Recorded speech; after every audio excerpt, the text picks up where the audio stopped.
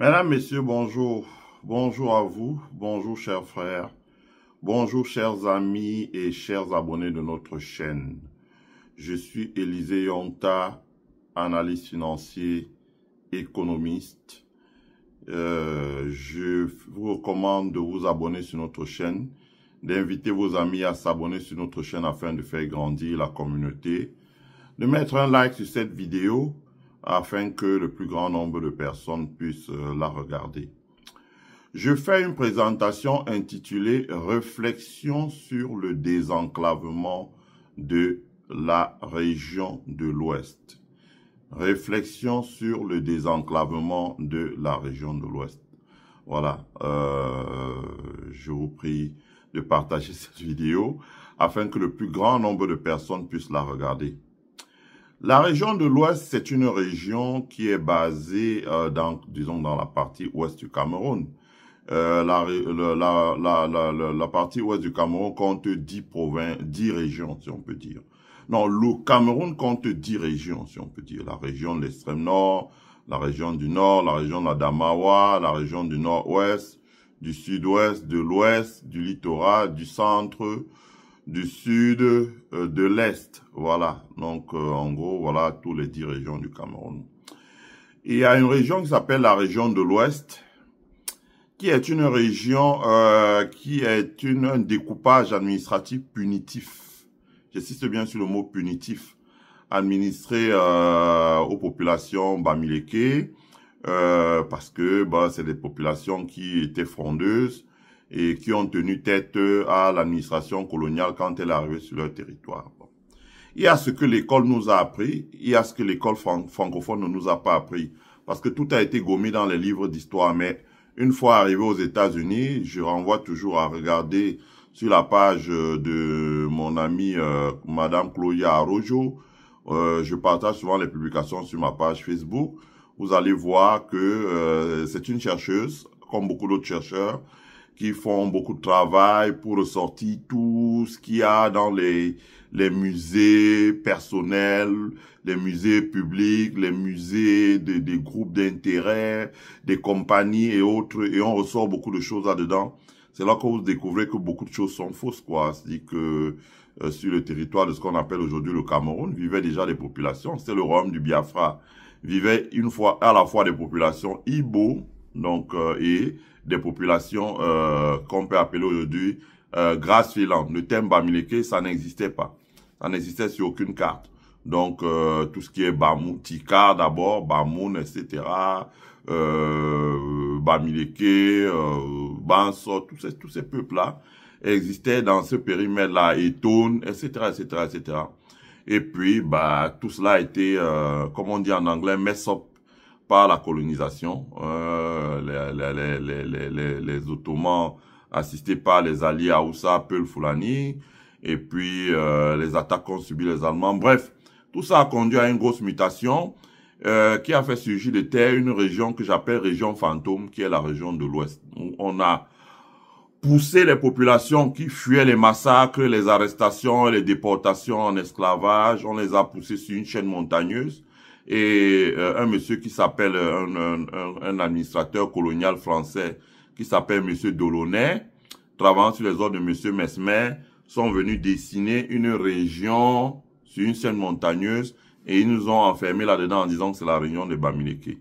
Mais je pense que, tôt ou tard, dans notre pays, même si les élites Bamileke n'aiment pas entendre ça parce que ça mettrait en danger leurs rentes, il y aura une remise en cause de la carte administrative du Cameroun où il faudra redessiner la carte administrative.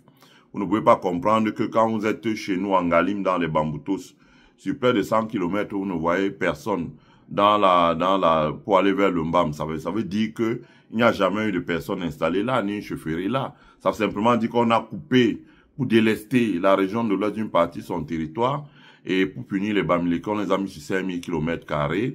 Et on a mis leur cousin Bamoun qui, pour des questions d'opportunisme, disent tout le temps, nous ne sommes pas Bamileke. On les a mis sur 9000 km², qui n'est pas vrai en réalité, parce que si vous enlevez la superficie des Tika, la population Bamoun se retrouve sur 3000 m². Voilà, ça c'est les faits que montrent les cartes géographiques disponibles aujourd'hui sur Google, que tout le monde peut regarder. Donc, ça crée un stress chez nos frères, ça crée un stress chez nos parents, ça crée un stress chez nos oncles, ça crée un stress chez nos grands-parents, parce que tout le temps, quand ils veulent ouvrir la bouche pour parler au Cameroun, on leur dit, écoutez, taisez-vous, parce que si vous ne vous taisez pas et qu'on vous renvoie chez vous, vous serez dans la situation que sont les Tutsis au Rwanda. Ça veut dire que le colonisateur britannique les avait délestés d'une partie du Rwanda. Il a envoyé en Ouganda, une partie au Burundi, et le colonisateur belge a délesté une partie de leur territoire. Donc leur territoire, quand on ressort les cartes, ça faisait 1 million de kilomètres carrés. Il se retrouve aujourd'hui sur un territoire qui, je crois, vaut moins de 100 000, on vaut environ 100 000 kilomètres carrés. Donc tout est parti en RD Congo, en Ouganda et au Burundi. Donc ça crée un stress pas possible. Bon, ce qui est là, c'est que, ce que je peux dire, c'est que, entre-temps, il faut faire avec. Quand on veut faire une réflexion comme celle-là, il faut faire avec. Peut-être que nous ne verrons jamais le redécoupage administratif. Ce qui est sûr, c'est qu'il aura lieu.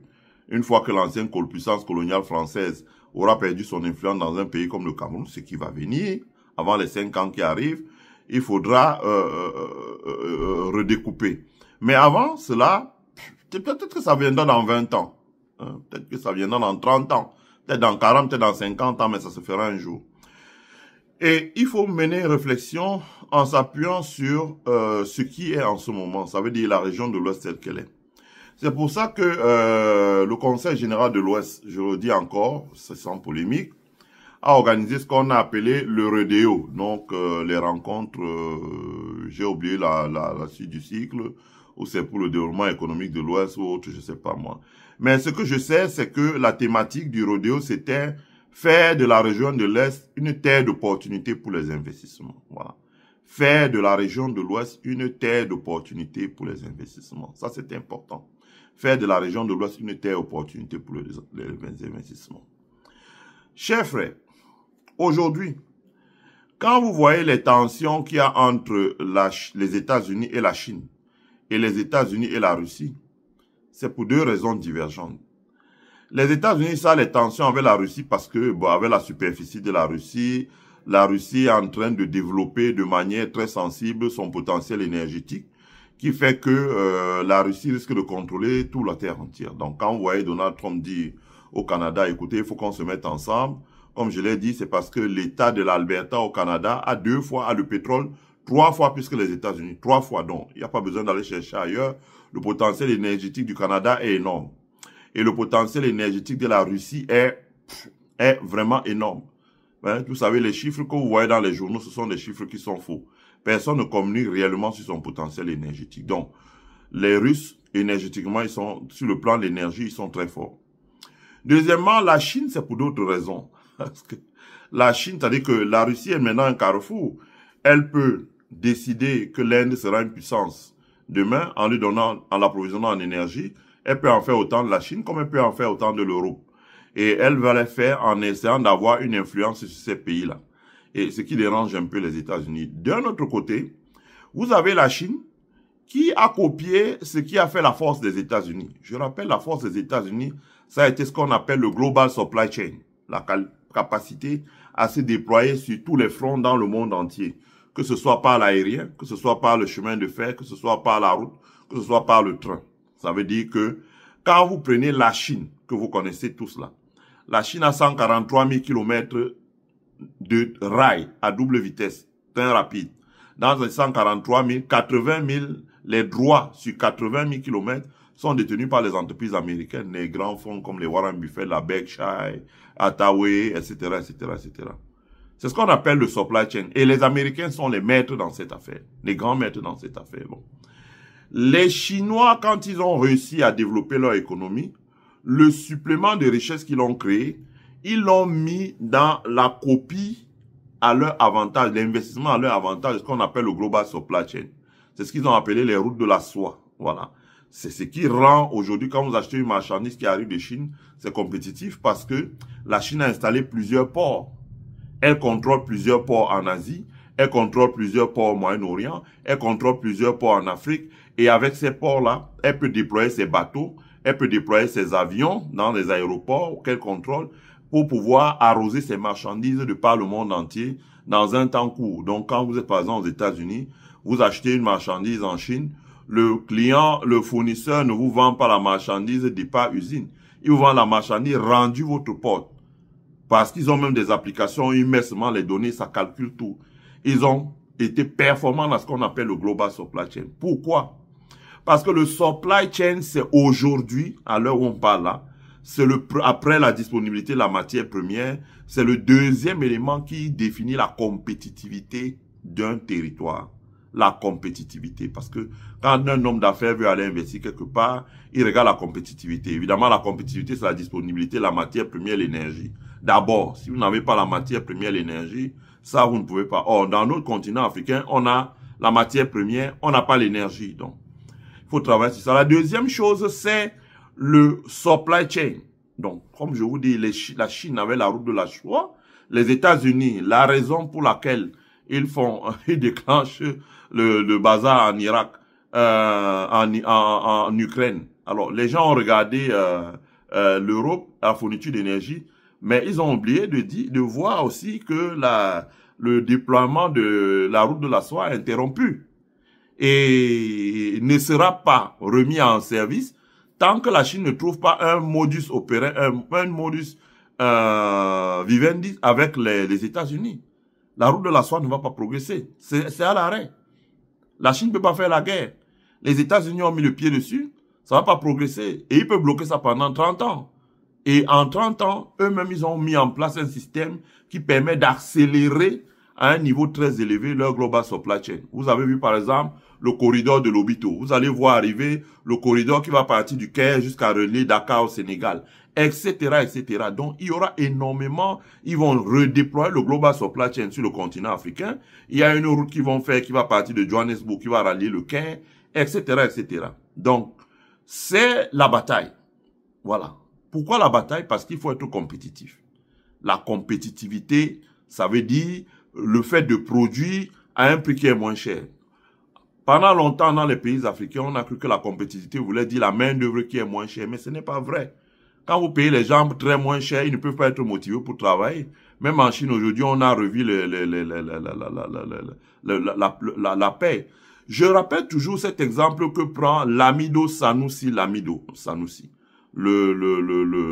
qui est aujourd'hui je crois que c'est l'émir de Sokoto, je crois, non, je peux me tromper, mais qui est un grand chef traditionnel, et Lamido Sanusi qui a été gouverneur de la Banque centrale, qui est professeur honoraire à l'université de Stanford, qui a d'ailleurs soutenu une thèse doctorat. Et Lamido Sanusi dit toujours que c'est son père qui était l'ambassadeur du Nigeria, du Nigeria en Chine à l'époque. Et il dit, dans les années 80, avant les années 80,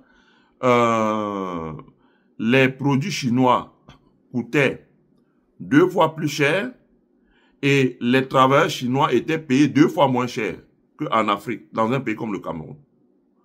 Les produits chinois coûtaient 2 fois plus cher et les travailleurs chinois coûtaient 2 fois moins cher.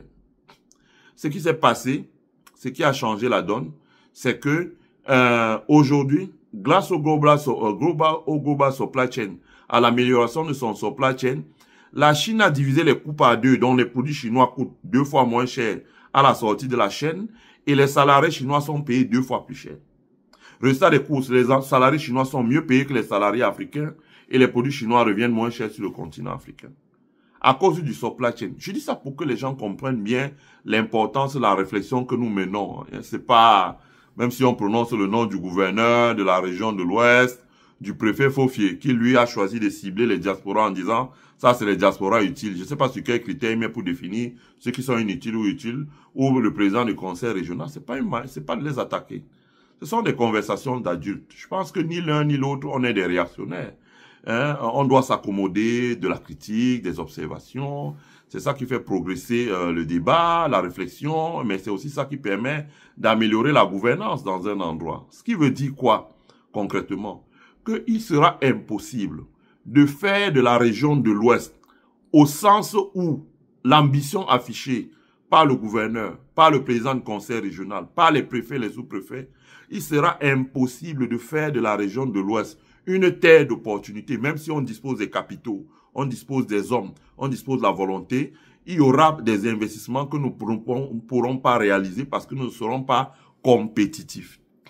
Ça, il faudrait bien que entre élites de l'Ouest, on s'entende. Hein? Il faudrait bien qu'on s'entende là-dessus.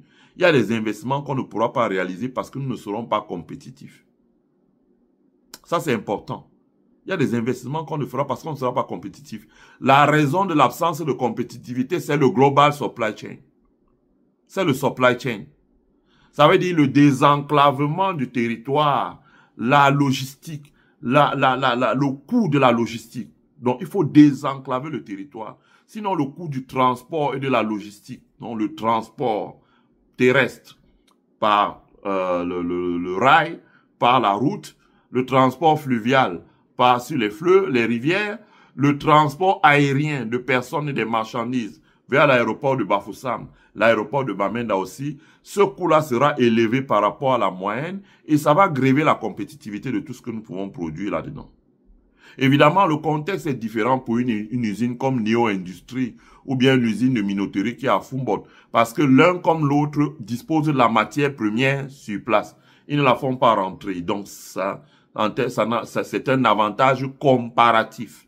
Donc, l'avantage comparatif permet de gommer l'avantage compétitif. Et cet avantage comparatif-là les permet donc à nos élites, à nos industriels, par exemple, de compenser la faiblesse du transport, des coûts de transport et de logistique.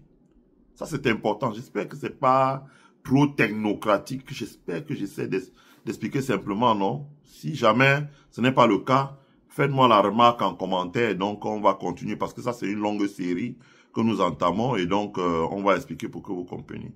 Ça, c'est très important, ce que je dis là. Le coût du transport et le coût de la logistique. Ça, c'est important. Il faudrait qu'on s'appesantisse dessus. Donc, il faut désenclaver la région de l'Ouest si on veut en faire une terre d'opportunité. Il faut qu'on puisse, par exemple, si on veut construire une cimenterie à Kekem, si on veut construire une cimenterie à Bafang, si on veut construire une cimenterie en Tonga, il faut que l'accès à la matière première puisse se faire à un coût qui soit raisonnable, qui soit compétitif. Autrement dit, on ne sera pas compétitif. Les prix pratiqués sur les marchés seront assez élevés, donc ça va dissuader les investisseurs de venir dans la région. Il faut que le coût de transport, par exemple par route, j'expliquerai ça dans les directs qui vont suivre, il va falloir absolument remettre le rail parce que nous ne pourrons pas supporter, l'État ne va pas supporter le fait de bitumer une route qui va à l'ouest et la route s'abîme tous les 10 ans. Ou à partir de 10 ans, elle commence à présenter des signes de faiblesse. Parce que les camions avaient des charges tellement lourdes circulent sur les routes. Il va falloir sortir ces camions-là sur les routes ou ces charges-là, les mettre sur le chemin de fer. Donc, il faut réhabiliter la ligne de chemin de fer qui nous donne accès dans la située du Vouri, qui part de Douala et qui arrive jusqu'à Nkonsamba. Et là, prolonger, ce n'est pas très cher pour l'amener jusqu'à Sanchou, jusqu'à Melon, et puis Sanchou, ou bien Melon, et puis Kekem, pour faire un port sec. Ça, c'est obligatoire. Ce n'est pas très dur. Même s'il y a les collines, il y a ce qu'on appelle un tunnelier. Aujourd'hui, on peut faire un tunnelier et amener le port sec peut-être jusqu'à Ntonga, peut-être dans le Ndé, ou bien amener le port sec au niveau de Kekem. Étant entendu que les gens qui retirent leurs marchandises à Kekem peuvent poursuivre leurs opérations sur la région. Il suffit de faire sauter quelques collines avec les camions et puis de pouvoir amener les marchandises dans la région. Ça, c'est important de le dire. C'est important de le dire. Donc, il faut ça. Et qui mieux que l'autorité administrative, représentée par le gouverneur, représentée par les préfets et les sous-préfets, qui mieux que le président du conseil régional, qui est le politique, qui a l'initiative politique dans la région, doit implémenter cela. Qui mieux que les élites de l'Ouest qui se précipitent pour avoir les postes sélectifs de conseillers municipaux, de maires, de députés, de sénateurs, pour implémenter ça? Qui mieux que les élites, les forces économiques, pour implémenter cela? Qui mieux, etc., etc., etc. Qui mieux que ces gens-là? Je veux dire, nous, à notre niveau, avec l'expertise qui est la nôtre, on peut mener la réflexion. On peut mener la réflexion. Parce que c'est difficile souvent de mener la réflexion et d'agir simultanément. Mais notre travail, c'est de mener la réflexion afin de sensibiliser le plus grand nombre de personnes possible. Voilà, c'est de ça qu'il s'agit. Donc, je pense que dans les jours qui viennent, nous allons ouvrir la réflexion. Il faudra suivre sur notre chaîne. On va essayer de vous servir une vidéo tous les jours ou tous les 2 jours. Il faudra suivre sur notre chaîne les présentations que nous allons faire. Ça veut dire que nous allons parler de cela. Comment est-ce qu'on fait pour désenclaver la région de l'Ouest? D'abord, nous allons commencer sur le désenclavement, dont j'insiste bien. Le désenclavement n'a qu'un seul but: rendre compétitif. Rendre compétitif, ça veut dire que faire que quand vous installez votre usine à l'Ouest, vous dites, bon, je vais acheter le chocolat chez Neo Industries. Je vais amener le chocolat dans mon usine à Bouddha. Je vais fabriquer la pâte chocolatée. Je vais vendre au nord-ouest à Bamenda. Je vais faire monter le camion, aller vendre à Yaoundé. Je vais faire passer l'autre camion, aller vendre à Douala. Je vais faire bifurquer l'autre camion par Tchangfontem, aller à Kumba et vendre dans le sud-ouest. Par exemple, si vous calibrez que voilà votre marché, et je vais faire monter les autres camions par Fumban pour aller vendre les produits dans la Damawa, dans l'est, et puis dans le nord, aller même jusqu'au Soudan, au Tchad et au nord de la Centrafrique. Si vous décidez ça, la raison pour laquelle vous devez être compétitif, c'est que vous pouvez disposer, certes, de la matière première, vous devez disposer de l'énergie, on va arriver là, mais vous devez également disposer, sur place, à l'ouest, d'une capacité de pouvoir évacuer certains produits, ça peut être des emballages, ça peut être, etc., du port de Douala, et les transporter jusqu'à Bouddha à un coût qui soit raisonnable. Voilà. Par exemple, si vous transportez un conteneur 40 pieds depuis la Chine jusqu'au Cameroun à 1 500 000, et que le même conteneur, vous devez le transporter du port de Douala pour l'amener à Bouddha à 3 millions, mais vous perdez de l'argent. Vous devez le transporter du port de Douala pour amener à Bouddha à 300 000, pas plus. 10% de ce que, au maximum 20% de ce que ça vous a coûté. Normalement, c'est 10% de ce que ça vous a coûté depuis la Chine. Dans les ratios, quand on fait des projets, ça doit être 10%. Ça veut dire que si ça vous a coûté 1 500 000 la Chine au Cameroun, arriver au port de Douala pour amener ça à Bouddha, ça doit coûter 150 000. Mais vous constatez vous-même qu'aujourd'hui, ce n'est pas le cas. Pourquoi? Les infrastructures routières ne sont pas en état. Il n'y a pas d'infrastructure ferroviaire, il n'y a pas de navigation fluviale. Parce qu'avec la navigation fluviale, on pouvait combiner et faire le multimodal. Ça veut dire, le conteneur arrive, il est transbordé à Douala, il est mis peut-être à 50 000 sur un bateau qui l'amène jusqu'au port sec de Kekem. Et sur le port sec de Kekem, vous mettez le conteneur là sur un camion qui va vous prendre peut-être 200 000 pour aller le livrer à Bouddha, décharger et ramener. Donc ça vous fait 250 000. Donc vous êtes à peu près à 17% de ce que ça vous a permis de transporter jusqu'à la Chine. Nous n'avons pas ces infrastructures. Donc c'est pour ça que nous devons mener au moins la réflexion, faire la prospective, pour dire voilà, comment est-ce qu'on fait pour y parvenir. D'abord, nous allons parler de l'aéroport de Bafoussam. Je dis et je redis encore que la région de l'Ouest, si on veut utiliser les termes économiques, aujourd'hui c'est une région sous embargo. Sous embargo.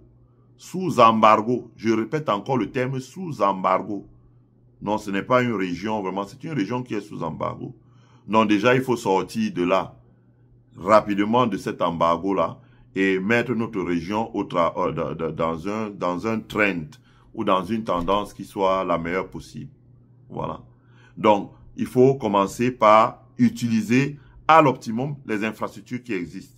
C'est l'aéroport de Bafoussam. On fera une présentation sur le transport des marchandises. On fera une présentation sur le transport des personnes. C'est important. Sur l'aéroport de Bafoussam. On fera une présentation sur la navigation fluviale. Les clés pour la navigation fluviale. L'utilité de la navigation fluviale. Les élites de l'Ouest doivent comprendre ça. On fera une réflexion sur le routier, la route. On fera une réflexion sur le désenclavement de la région de l'Ouest en utilisant le chemin de fer. Voilà. Ça fait 5 points qu'on va aborder. Et on va parler de ces désenclavements-là. C'est la première étape d'abord, avant qu'on commence à se jeter maintenant dans la réflexion sur comment utiliser les salons pour créer les opportunités à l'Ouest.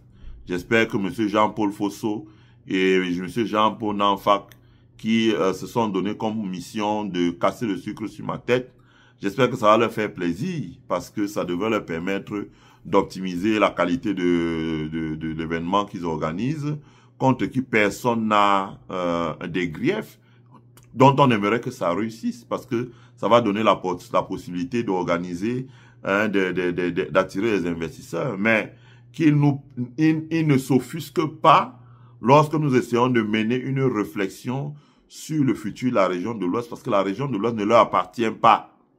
C'est pas leur chasse gardée. La région de l'Ouest est un bien commun. Voilà. Donc, ils ne peuvent pas nous empêcher d'en parler, ni dans un direct, ni dans autre chose. Voilà. C'est de ça qu'il s'agit. Donc, je répète encore, nous allons parler de l'ouverture de l'aéroport de Bafoussam au transport de marchandises, de personnes, l'ouverture de l'aéroport de Bafoussam au transport de marchandises. Nous allons parler de le désenclavement de la région de l'Ouest par la rivière, par les rivières. Nous allons parler du désenclavement de la région de l'Ouest par la route. Nous allons parler du désenclavement de la région de l'Ouest par le chemin de fer. Et j'allais oublier le 6e point, on va reparler encore de la nécessité de construire un port sec à Sanchou ou à Kekem, dans tous les cas à l'entrée de la région de l'Ouest, c'est un territoire qui est basé dans la région de l'Ouest, qui devrait permettre de développer rapidement, voilà, le tissu industriel de la région de l'Ouest. Je vais dire que nos parents devraient comprendre, si l'ambition c'est d'aller construire l'immeuble à Douala ou à Yaoundé, franchement, je veux dire, ça ne les gêne pas là, en tout cas moi ça me gêne. On doit aussi avoir pour ambition de dire que demain nous voulons faire de l'Ouest une région qui soit le premier contributeur en termes de recettes fiscales dans le Cameroun. Et en la matière, on va parler de ça. Lorsque vous développez le tourisme, la première conséquence du développement du tourisme dans l'Ouest, ça va être l'arrivée des touristes, ça va être que la bière de Bafoussam va se retrouver être le coffre-fort où il y aura l'argent. Le marché de change dans les régions de l'Ouest, ça va être un endroit où il y aura une captation énorme des devises. Comprenez? Il y aura une captation énorme des devises et ça sera très dynamique sur le marché de change. Je veux dire en français facile que à partir du moment où les gens descendent de l'avion, apportent des euros, apportent des dollars, etc., cet argent-là sera, parce que sur le plan local, ils peuvent acheter des choses chez le commerçant. Le commerçant qui est situé à Bafoussam, va lui aussi commencer à acheter ces devises-là et prendre l'avion à Bafoussam pour voyager, aller en Chine, acheter des conteneurs de marchandises. Je ne sais pas si mon ami Julio, qui est à Bafoussam, est toujours là. Mais par exemple, Julio peut commencer, qui va aller en Chine. Je me rappelle quand je partais du pays, il voyageait, il allait en Chine. Il peut désormais, sur la place de Bafoussam, dire, bon voilà, je dois aller en Chine. J'ai besoin de 100 millions de francs en dollars. Ça fait 200 000 $. Il va trouver les 100 millions sur la place de Bafoussam. Et ça fait que lui, Julio, pourra désormais commencer à importer beaucoup de conteneurs stockés à Bafoussam. Bafoussam peut devenir une plateforme où on achète pour aller vendre dans le nord-ouest. On achète pour aller vendre dans le sud-ouest. On achète pour aller vendre dans le sud. Ou on achète pour aller vendre dans le centre, ou on achète pour amener dans la partie septentrionale du pays. Pas que Bafoussam d'ailleurs. Peut-être aussi Bouddha, peut-être aussi Tchang, peut-être aussi Bafang, peut-être aussi Baranté. C'est vrai que chacune de ces localités ont leur avantage comparatif. Voilà. Donc on en parlera. Je vous remercie tous ceux qui se sont donné vraiment le plaisir et la peine de suivre cette vidéo. Comme vous avez dit, essaie de faire quelque chose où tu développes un peu plus. Parce que quand tu nous fais des vidéos de 30 minutes où tu mets tous les points à l'intérieur, c'est comme si tu nous donnes un tiers d'un verre d'eau au désert. Quand on boit, on a encore plus soif qu'avant. Bon, voilà, j'ai introduit la base de la réflexion. Et la réflexion, elle va continuer dans les prochaines vidéos. Vous aurez, je crois, une vidéo tous les 2 jours. Donc, restez scotchés sur notre chaîne. Et regardez, c'est sur notre chaîne YouTube. Donc, regardez. Abonnez-vous sur notre chaîne YouTube. Abonnez-vous sur notre chaîne Facebook. Abonnez-vous sur notre compte X ou ancien Twitter. Tous, c'est au nom de Élisée Yonta. Donc, vous abonnez. Et vous invitez vos amis à s'abonner massivement pour faire grandir la communauté. Donc, le meilleur ici est à venir. Voilà. Je vous souhaite à tous de passer une bonne journée. Partagez la vidéo, mettez un like et surtout, souscrivez à notre membership ou bien faites un thank you, vous appuyez sur le petit cœur là, sur la vidéo, ouais, vous faites un don pour pouvoir soutenir le développement de notre chaîne. À tous et à tous, je vous remercie et je vous souhaite de vous passer une agréable semaine. Bye.